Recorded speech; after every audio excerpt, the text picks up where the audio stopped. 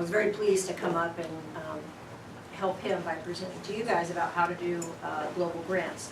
Before we get started, since we have kind of a small group, maybe we could just go around and say your name and club and what role or experience you have with grants, just a sentence or two.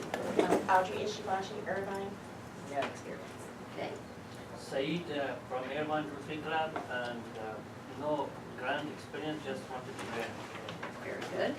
Ray Sanford, District Governor, also from Irvine. I've done a number of matching grants, but no global grants. Okay.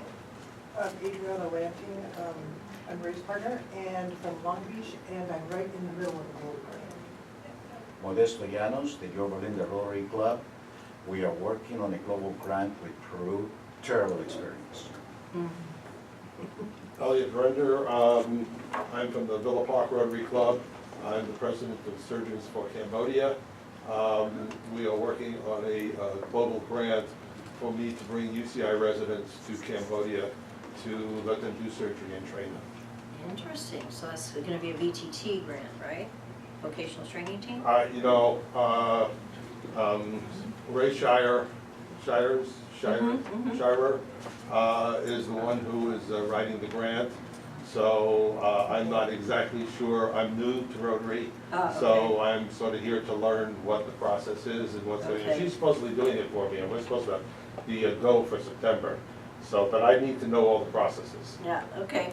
We'll focus a little bit on VTTs. Carolyn Cavecci, Orange Rotary, and we're just starting this year for the first time being the international club for a grant. So Great. we're here to learn. Great. I'm Jim Evans from Orange Rotary. I'm here with Carol. We're working on it together. I'm Leslie Bear Dinkle. I'm from the Avalon Club, and we just got a global grant funded for a WASH initiative, water sanitation and hand washing. Great. And I have 30 years grant writing experience. I was a grant writing professional, but this is our first global grant. It was a very, very challenging process. I'll leave it at that. Okay. I'm Mark Aarons with Newport Balboa Rotary Club, and I've done a lot of matching grants, and we have a few people in our club that have done grants, but I want to learn more on how to write it. Very good. Bob Kelly, also Newport Balboa, and same thing he said. Okay, same thing he said. And what about you? Lynn Basilia, Laguna Beach. All right. Okay, so the way I thought I would do this morning is I'll spend the first part of our time together kind of just going over some of the mechanics and or the principles, I should say, of global grants and identifying some difficulties and that sort of thing. Then we'll have a little break, and then after the break, come back and we will actually build a global grant live online as a test. So it'll be literally going through how you push the buttons and step by step. So let's go ahead and get started. So I want to spend some time talking about the components that are important to think about when you're doing a global grant. And these are some of them, some of which can be challenging, and maybe where some of you have run into some stumbling blocks. Community needs, sustainability, partnerships, a plan, and stewardship. And I'm going to go through each of these in a little more detail. With the current grants model, one of the very, very important pieces is a needs assessment. That is, this is a required part of your grant application. And so no longer do we just sit here in Southern California and say, oh, we're going to build a well somewhere in Africa and decide to do it. So there needs to be a thorough needs assessment done. Very often this involves actually traveling to the site at our own expense prior to writing a grant. And I can tell you that if you have a grant that you're wanting to do elsewhere, and you can say that in your grant application, that someone went there, they looked at it, they talked to people, that's a huge plus. It's not absolutely necessary, but I would strongly recommend, if you have the means and the wherewithal to do that, if you're doing a grant, to do a pre-site visit. And of course there's no funding for that, so it has to come out of your own pocket or somebody's pocket. One thing that you absolutely must do, however, is talk to the community and involve the community, however you do that. can be done by email, long distance, whatever, because in your grant application, you need to say that the community itself has identified this as a need, and your proposed project is a solution that is agreeable to the community, whatever that means. So that's very, very important. And as part of that needs assessment, of course, you need to think about identifying the resources that your club has, that your partner club has, and that the community has. And you'll need to be thinking about that when you write your needs assessment. So sustainability. This is a big emphasis in, you know, the new grants model, which we've now implemented for a few years. And this is how the Rotary Foundation defines sustainability. Giving a community the skills and knowledge to maintain project outcomes for the long term after the grant funds have been expended. So no longer do we just go in, do something, and then not have a plan for whatever that result is to continue. And there's quite a few questions on the grant application that ask you to specifically address sustainability. Now, the Rotary Foundation has defined 6 steps to sustainability, and they're shown here. And this is also available in the grants manual, which I'll show you how to download that from the Rotary International website. And I'm going to go through these in pretty good detail. First, as we already talked about, start with the community. What are their needs? How do they feel about your proposed solution? Maybe they have a better type of solution. You really have to do whatever you do in conjunction with the community. Sorry. No worries. The second step is encourage local ownership. One of the questions that's in your grant application is, after the grant is finished, who will own whatever materials, whatever you've brought over there? And the answer needs to be something there local. It cannot belong to a Rotary club. It cannot belong to your Rotary club. It needs to belong in the community. Whether it's a school, whether it's a well, whether it's whatever. That community needs to take ownership of the result. The third step is provide training. Probably one of the most sustainable things that we can do in Rotary projects is to train the trainer on the ground, wherever that may be. Because that trainer can then teach many more people in the community, and training is an integral part of every single grant we do. No matter what you're doing with the grant, you should have some kind of a training plan for the locals. If you're building a water well, you need to train somebody to maintain that. A VTT team is strictly training. That is the grant itself. And it's fine to have a grant just to provide training for people, or to be trained for that matter. And there is a very specific training plan, which we'll go over when I go live on the computer, that helps you identify all the important questions that the Rotary Foundation wants answered about training. The next thing is buying local. This is really important. For example, if you want to distribute some mosquito nets in Africa, don't have those mosquito nets shipped from the United States to distribute in Africa. You buy locally made mosquito nets, because that is further supporting the community, right? So as much as you can, when you're building your budget and buying supplies, you need to try to buy things locally so that you're further supporting the community. And there is also a specific question on the grant application about that. Question. Shouldn't it be competitive? Suppose, we are buying something for a hospital in India, and I need an X-ray machine. And locally available is twice the cost what I can get by donation from here. So wouldn't it be better to get from here? If you can make that point, if you have written quotes Yeah. that say, in India, it's this price, this is what it is here, and this is why I want to source it here. Right, I would say you can make that case. right, thank you. And it may be that the Rotary Foundation says, add X amount to your budget and we want to buy it there. But if you have a legitimate reason why, and there's some things that just can't be bought local, you know, like certain electronic equipment and Yeah. things like that. But there is a question, and if you don't want to buy it local, you simply make that case and provide the evidence. Thank you. Was there another question? Okay, come on in. That's okay, I'm gonna, but that's okay, Janice. There's plenty of seats over here, and you guys don't have to all sit in the back over there. The next one is finding local funding. And this, in my experience, is not an absolute necessity for grants, but it's something that we're really encouraging. And what it might mean is who's going to provide the funding for upkeep or continuation after the grant is done.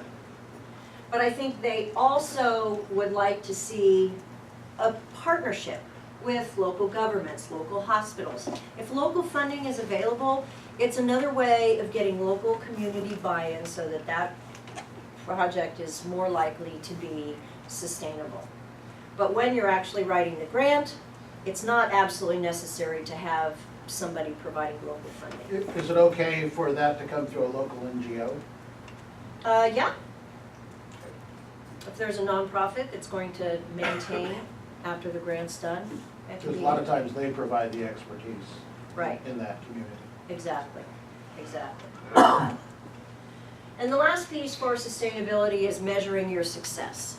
And we'll spend quite a bit of time talking about outcome measures and how we measure our success in grants. So, global grants require a partnership.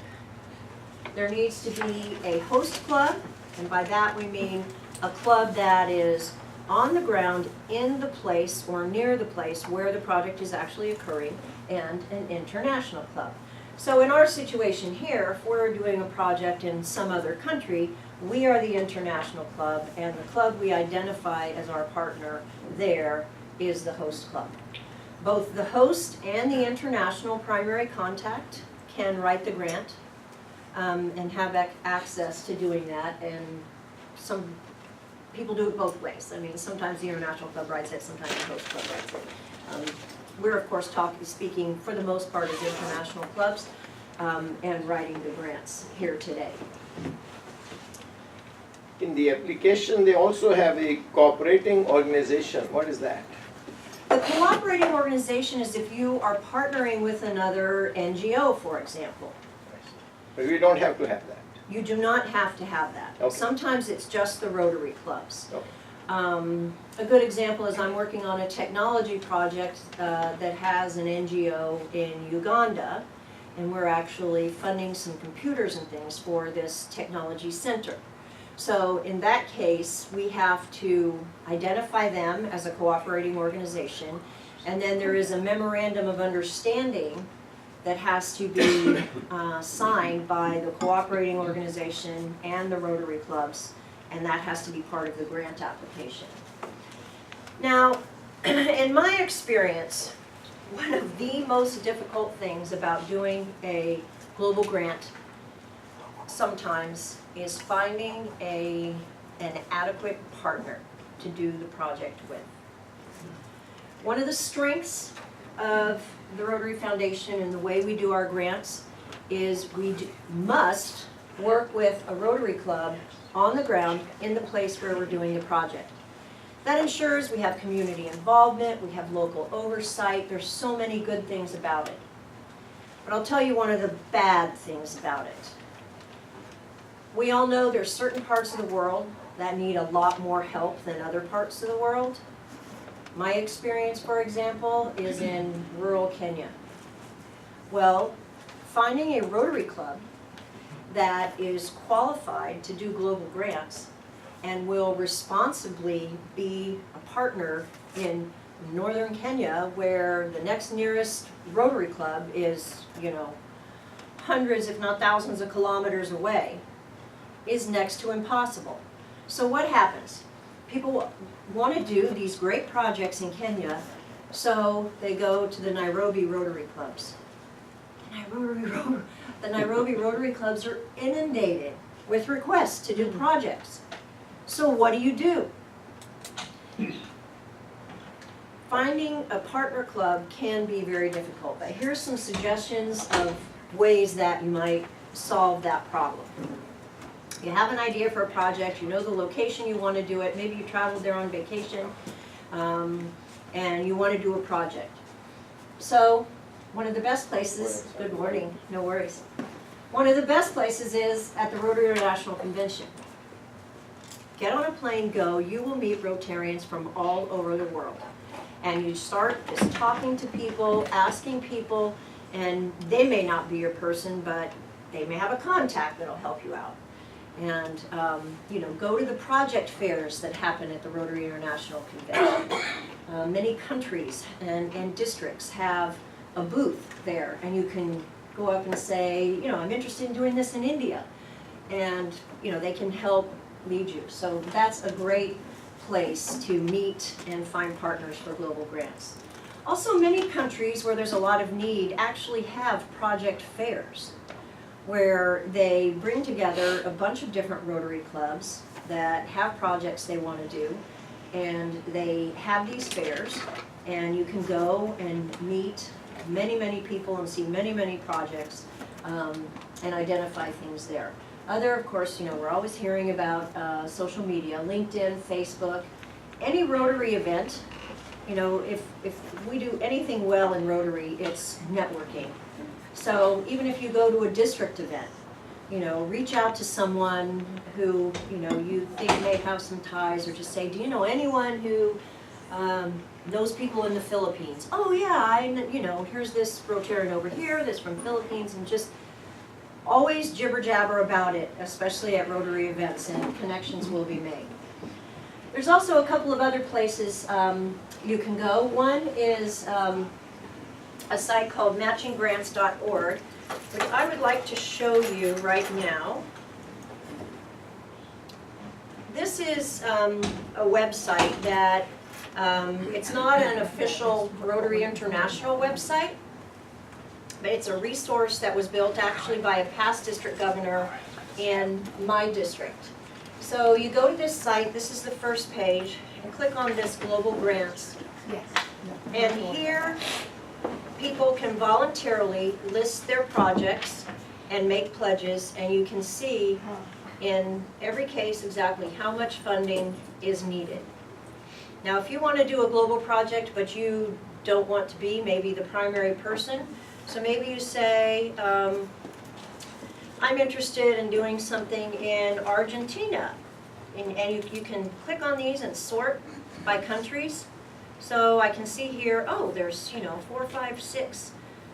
Looks like a lot of them are medical. Maybe I don't want to do medical. Maybe I want to do an agriculture project. So you click on this. You can read about the project. You have contact information for the primary host partner and the international partner if it's there.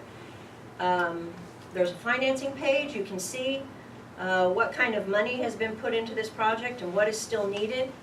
And you also have the ability to make a contribution to this project. Question, on that note, how do we make the contribution, and do we get credit for Paul Harris? Yes. What you do is you click, when you go to the front page, you see this place right here where it says pledge support for this project. So you then fill in this information, your district, club, the amount you want to pledge, and the amount of DDF, and then you click save, which I'm not going to do because I don't want to pledge to this project. But you click save, and then it will show up here on this financing page. At that point in time... Can I ask one question? Sure. Now, if you go to that page, when you do that, do you have to do it as a club, or can you do it as an individual?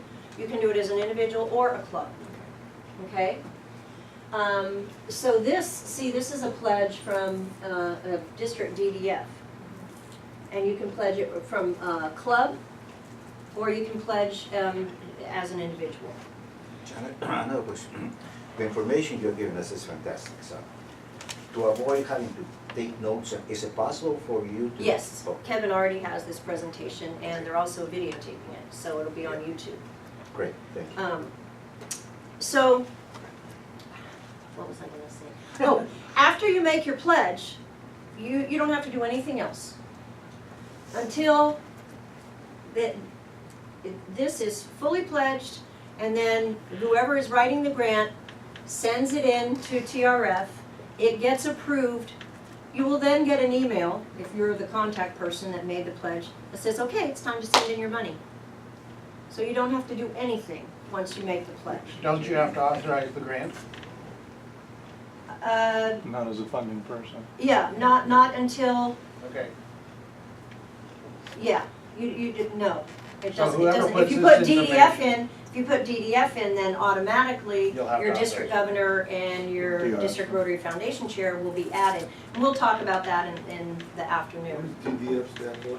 DDF is district designated funds, and we'll talk in a little more detail about that. Suppose you make a pledge, the project doesn't occur or is delayed another year, are you still committed to hold your pledge? Yes, You're but not- you can go back in here and delete it. If can- you change your mind, that they're taking too long, you wanna spend your money elsewhere, they haven't made it fully pledged, then you can delete your pledge, Oh, okay. yes. And also, this is a great site, you can put your own project up here. So that anyone in the world can go to this and help support your project. So this is a really good resource. Then this is not an application for a No, grant? You're this still is not an informing application. people? This is not an application, this is Okay. simply, in our district, we actually use it for approving funds and all of that, but your district does not do that, so we have a more functional role.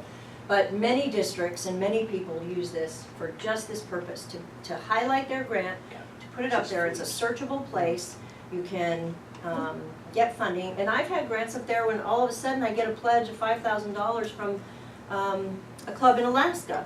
I hadn't even talked to them. You know, they just identified it and said, oh, that looks like a great project. What's the site again? Matchinggrants.org. Okay? So let's go back to the PowerPoint.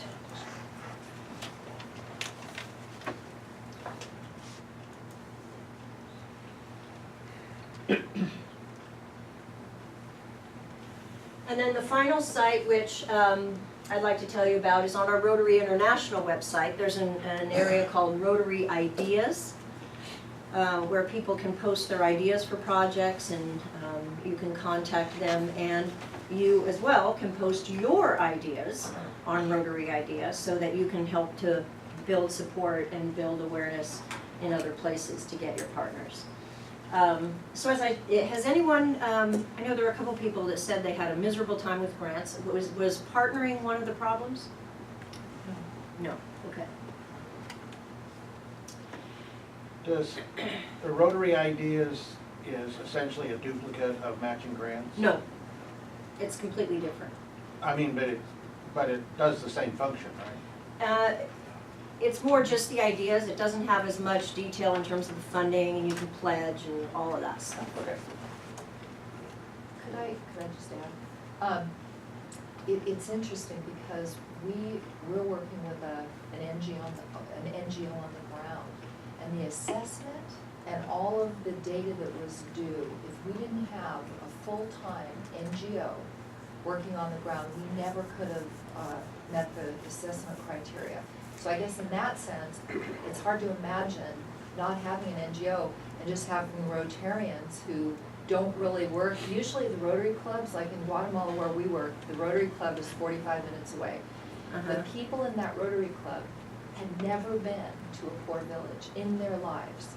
So they couldn't really do an assessment. And so if we hadn't had the NGO that works in that community all the time, they put in days and days of assessment. So I think assessment, a proper assessment, like going to every school, photographing the need for toilets and this and that, and finding out how many kids at each school, and that really has to be done by, it takes a lot of hours. So it's interesting to imagine having a Rotary Club do that. Yeah, it depends on the project. You're doing a water and sanitation. Yes, yes. And again, this is my opinion, so I think the assessment barrier is higher than any other type of grant. And the reason is because we have this super strong Rotarian Action Group, WashRag. Yeah. And they're all these engineers and these professionals, and they've built a great system, but it is really, really hard. And part of the reason, and they do serve a good function, is years ago in the old matching grants era, there were a lot of water wells built that just, boreholes that are no longer functioning. And, while it provided water for a while, it wasn't sustainable, and it wasn't done as well as it could to really make our funds do the most good they could in the world. And so WashRag has helped to fill that void, but my opinion is sometimes it's a little bit onerous for those. Most are not as bad as water and sanitation. I'm going to pitch. I am the Vice President of Engineers with the Borders. We provide technical support for water and sanitation. You don't have to go that far. We are locally operating. We're a professional group that do this for free. Question. In this assessment of need, I just came back from India, Kota, where the local Rotary and our Newport Irvine Rotary are planning to build a little hospital.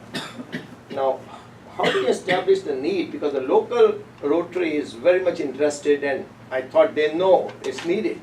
But by way of requirements of the Rotary Foundation, how we have to document the need? We'll talk about that when we go through the live grant. There are very specific questions that they want you to answer. Okay. I just want to add something.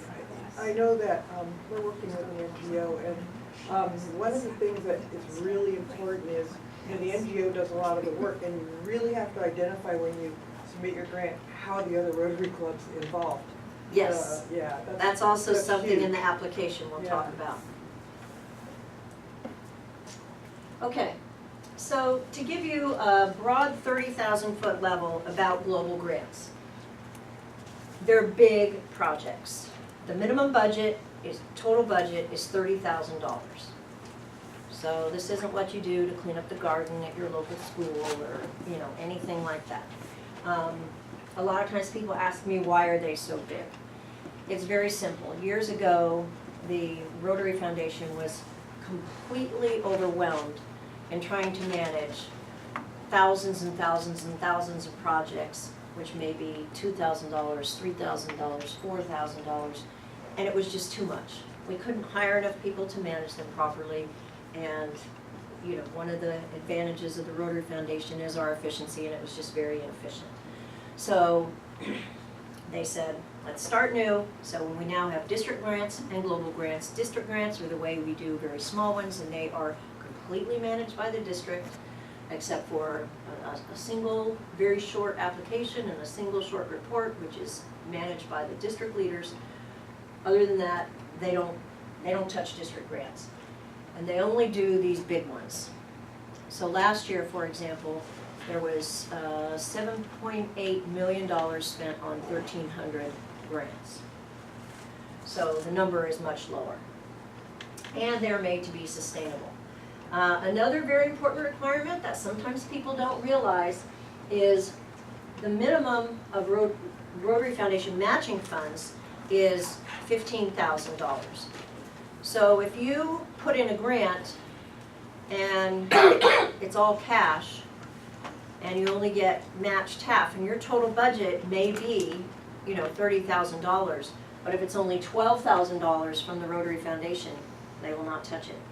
So you need to make sure, and we'll talk about the whole matching formula in a minute, but you have to have a $15,000 Rotary Foundation commitment. And then the maximum of Rotary World Match Funds is 200,000. So these are massive grants. I don't think most of us do those. And they must align with an area of focus. And these are our areas of focus. If you learn one thing from this whole thing today, it's this.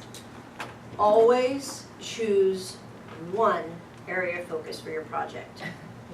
Even if there may be 2 or 3 that, whatever you're really doing, you could legitimately say, oh yes, we're doing basic education and literacy, but we're building toilets and faucets at the school too. And then, you know, maybe we're doing some training in the community. No, pick one. And the reason why, it's 2 main reasons. First, that means that your grant will be only reviewed by one area of focus expert. And you will learn that since the new grant model has been in place, I don't think we have had a single grant that has not come back with additional questions, okay? You only want that coming from one department, you don't want it coming from 3 or 4 in addition. Secondly, it increases the time for your grant to be reviewed, because for every area of focus, it has to go to that department and be reviewed.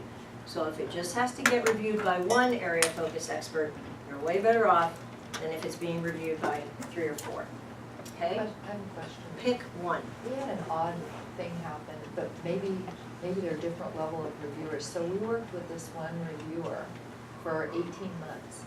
And then, when we were like days from our expiration, she said, oh, by the way, I'm not the one who's really reviewing this. I have to send it to this expert group. And all of us were like, oh my God, because we had like 5 rounds of answering questions that required days and days of time on the ground.